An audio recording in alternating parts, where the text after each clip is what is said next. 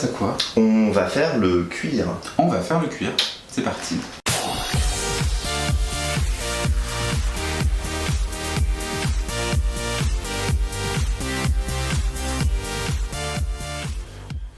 Autre fétiche super important, c'est la communauté leather, la communauté cuir. Ça peut paraître bête, mais franchement, c'est très important de bien entretenir votre cuir pour différentes raisons. C'est des choses qu'on avait déjà vues avec le loup blanc, donc maintenant on va passer avec le loup junior. On va voir comment entretenir le cuir. Alors là, il est question de cuir véritable. Je sais qu'il y a des gens qui préfèrent porter des cuirs vegan, des simili-cuirs, etc. Il y a des choses que je vois qui peuvent être utilisées sur ce type de matière. En fait, moi personnellement, avant, mes parents avaient une maroquinerie. Donc c'était des sacs et on avait aussi des sacs en simili. Et donc il y a des produits qu'on réutilise pour les nettoyer et les faire lustrer. Par contre, ce qui est très important, c'est de bien vous renseigner quand vous l'achetez, à ne pas hésiter à demander à la personne, notamment pour les cuirs vegan faits à partir de, par exemple, de peau de banane, ça existe. Tu vois, il faut vraiment demander comment ça s'utilise. En tout cas, nous allons partir sur des produits en cuir véritable et au passage des produits qui sont des beaux produits de cuir faits avec des matières, avec des teintures, etc. qui sont vraiment bien contrôlés. C'est pas du truc de grande distribution, on est sur des beaux produits et puis faits dans des règles et avec une certaine éthique. Là, t'as un petit peu pris de tout, toi. J'ai pris 3 items avec moi. Je vais avoir ici une paire de mitaines cuir de chèvre. Ça, c'est du petit cuir très fin. Oui. Ici, un harnais en peau de vachette. On a ici un short avec un cuir qui est beaucoup plus souple. En gros, on vous précise ça pour différentes raisons. Les accessoires vont être dans des poseries très fines. L'inconvénient, c'est que justement, elle se détend plus vite et elle peut se déchirer plus vite si vous ne l'entretenez pas. L'intérêt de les protéger. Les harnais, l'avantage, c'est que c'est fait pour quand même vous tenir ou se maintenir sur ton partenaire ou ta partenaire.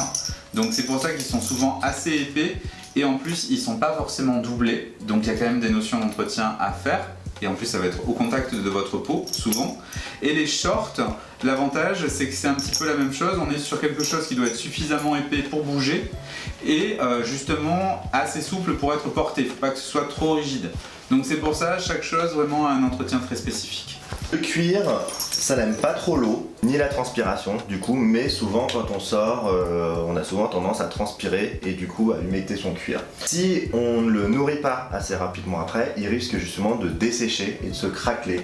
Et c'est ça souvent qui rend le cuir vilain. Surtout sur des produits comme ça en peau de vachette, qui peuvent après parfois devenir ça fait des petites écailles en fait, et puis après souvent c'est assez irréversible. Oui, et puis ça se déchire surtout à ces niveaux-là, c'est-à-dire au niveau des anneaux, merci. Et comme effectivement c'est une partie qui est tout le temps pliée, elle est plus sollicitée et en plus c'est celle où on tire le plus. D'où le fait qu'il faut jamais oublier de nettoyer cette partie-là. Les gens nettoient facilement le haut, mais en fait c'est là qu'il faut nettoyer souvent. Voilà. Moi personnellement, je m'embête pas trop parce que c'est une partie qui est rarement sale. Personnellement, moi j'utilise tout simplement en fait de la crème pour le corps, de la crème pour bébé, de la crème pour le visage, de la crème simple. On peut utiliser une crème. C'est quand même bien en dépannage, voilà, mais il vaut mieux des produits spécifiques. Il vaut mieux des produits spécifiques pour le cuir. Mais ça m'a dépanné mais tellement de fois, ou juste de la lotion corporelle, tout simple, basique. En général, ces produits-là, moi je les utilise sur mes petites mitaines, parce qu'en fait, tout ce qui est cuir de chèvre, c'est vachement fin, et du coup ça a tendance à durcir super rapidement. La crème pour le cuir, en fait, alors c'est une patine teintée mais très légèrement teintée, ça n'a rien à voir avec tout ce qu'on utilise pour les chaussures. Comme toi, parce que donc, mes parents avaient une boutique de chaussures haut de gamme et on déconseillait le cirage. Le problème du cirage, c'est que c'est souvent un fond de teint, c'est-à-dire que ça fait une pâte dessus et on cache la misère. Donc ceux des grands commerces, etc., faut pas les prendre. Là, on est plutôt mixé sur un baume avec du gel, donc c'est-à-dire que ça va vraiment faire un effet liquide et qui va survenir. Donc l'autre avantage, c'est que si vous le portez, bon bien sûr, faut le laisser sécher un petit peu, vous n'allez pas avoir toutes les marques noires sur vous, donc on va pas croire que vous avez fait une soirée militaire, quoi. C'est ça l'idée. Le cirage aussi, moi je connais énormément de gens qui cirent leur cuir et leurs chaussures juste avant d'aller en soirée. C'est pas forcément une bonne idée, puisqu'après quand vous allez être en contact avec d'autres personnes qui vous font des petits bisous sur vos bottes, et bien souvent ils repartent avec plein de cirage autour de la bouche et ça c'est pas très cool. Et ensuite on a tout simplement ce qu'on appelle de l'huile de pied de bœuf. Ça va permettre de nourrir le cuir qui va aussi l'assouplir, mais du côté poreux. Je vais vous montrer. Le côté joli à l'extérieur et à l'intérieur, on a un côté qui est un petit peu poreux ici. On voit un petit peu parce que ça brille moins. En fait, l'huile de pied de bœuf, moi je la mets de ce côté-là pour qu'elle soit absorbée par le cuir. Si je la mets sur le côté brillant, ça reste en surface. Oui. Alors du coup, on va utiliser pour voir un petit peu comment ça marche. Moi par exemple, ces petites mitaines, je les ai mises hier soir. J'ai fait une soirée très chelou. Très bizarre, une soirée un peu mélange clubbing, underground, looké, tout ça. Et du coup j'avais mes petites mitaines qui ont eu beaucoup de succès d'ailleurs. Donc là en fait on va mettre tout simplement, moi ce que je vais faire c'est que je vais mettre de la crème pour les assouplir. Parce que le cuir de chèvre déjà quand c'est mouillé ça pue, ça sent assez fort. Hein. Là je mets un petit peu de crème sur ma mitaine et après en fait je frotte tout simplement. Donc là en fait je l'assouplis, je la nourris.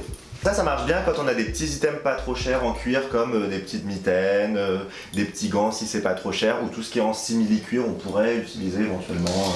Éventuellement on peut utiliser ce genre de produit mais les moins gras possibles sur tout ce qui est simili. L'autre avantage aussi où c'est extrêmement pratique c'est pour ce que tu as par exemple ici, c'est-à-dire les bracelets force. Même sans être BDSM c'est quand même à la mode donc on les retrouve souvent. Il a vraiment mis mais vraiment l'équivalent de quelques gouttelettes, l'équivalent de gouttelettes, on va dire ça comme ça, parce que si vous en mettez trop en fait, eh bien le blanc va se repigmenter entre les veines du cuir et c'est pas très très joli. Ouais, voilà. Ça je le fais assez régulièrement quand même parce que les bracelets, enfin tout ce qui est au poignet, tout ça on a tendance à transpirer régulièrement. Hop. Pour en venir après à cette huile, que souvent pas mal de gens utilisent de la mauvaise façon parce qu'ils le mettent en surface. Mon harnais, ce que je fais c'est que je le retourne, donc je le mets du côté poreux. Je prends mon huile tout le long de mon harnais. Ça s'imprègne directement dans le cuir l'absorbe en fait. Et après tout simplement il suffit de l'étaler. Alors on peut utiliser un pinceau, une brosse ou là dans mon cas son doigt. C'est vrai qu'avec le doigt c'est un petit peu moins pratique quand on a des grosses pièces, mais sur le petit harnais c'est suffisant.